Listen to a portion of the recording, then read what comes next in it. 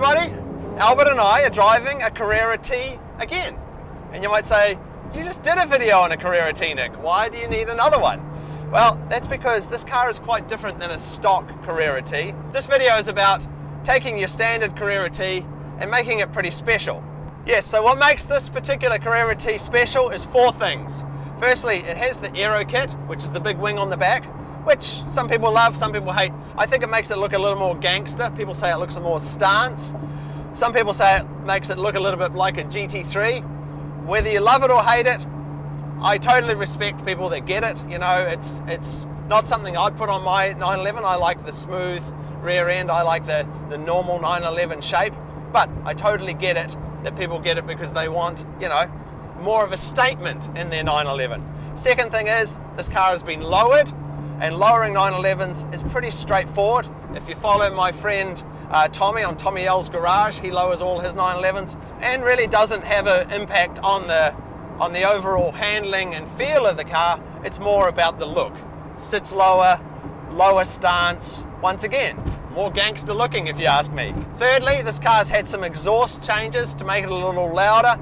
I don't really notice the difference inside the car. It sounds the same inside, but outside is certainly louder. Change the cats and so forth, just to give it more presence on the outside. And you certainly do notice when it goes past on the outside, it's a lot louder.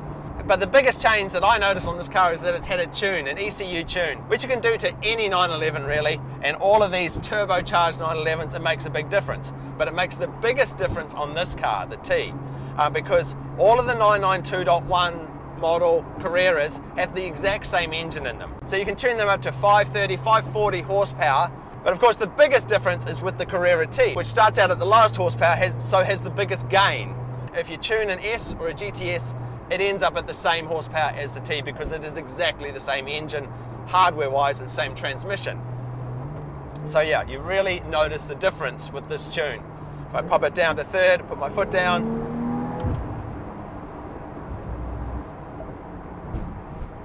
or not, because there's a cop behind me. See that cop behind us? Yeah, I think so. Okay, we'll just wait for that state trooper to disappear before I put my foot down. Okay, so my friend in law enforcement has disappeared. I will demonstrate the power of the car now. I would have liked to have had a GTS or an S to demonstrate the difference in power, but I could only find cars with a PDK transmission, and this has got a manual, so it's a bit of a difficult comparison with different transmissions, but here we go anyway.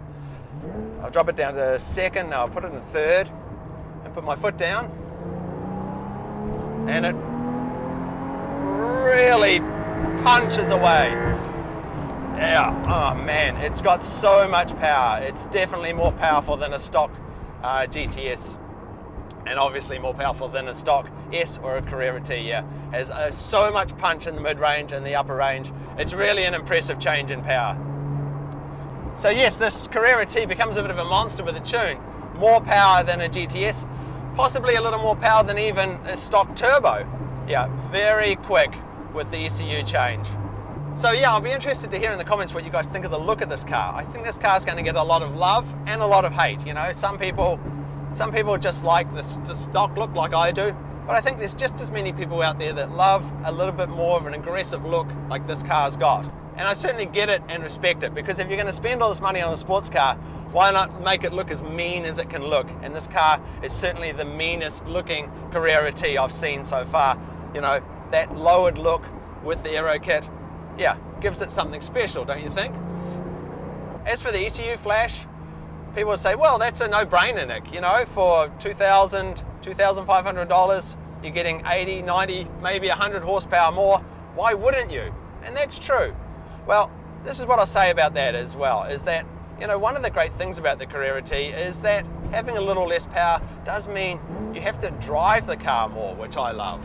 So, yeah, I get it. I get more power is better, but I also say sometimes, you know, 300-400 horsepower is a bit of a sweet spot in my mind. Whereas if you bump it up like this car to 500 or 550 horsepower, you're starting to have to light foot it a lot more. That is, you know, take it easy, because there's just nowhere you can use that power. You know, I like a little less power, so you can bump it down a gear and push it when you have to.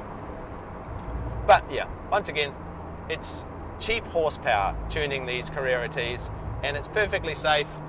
They're rock solid transmissions, rock solid engines. You can go ahead and do it without any concerns, and it doesn't void your warranty, and you can always roll it back if you have any troubles.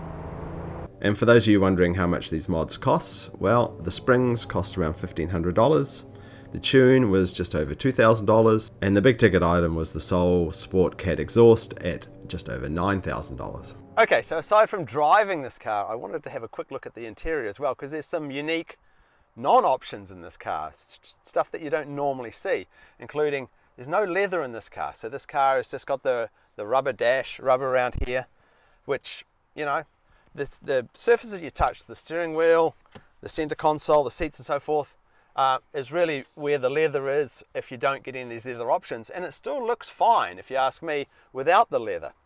And the seats are just the standard Sport Tech seats you get with the Carrera T, which I really love. They're very soft. But what's interesting about the seats is that they're the four-way seats. So they're the sport seats with the extra bolsters on them. So higher bolsters here and here.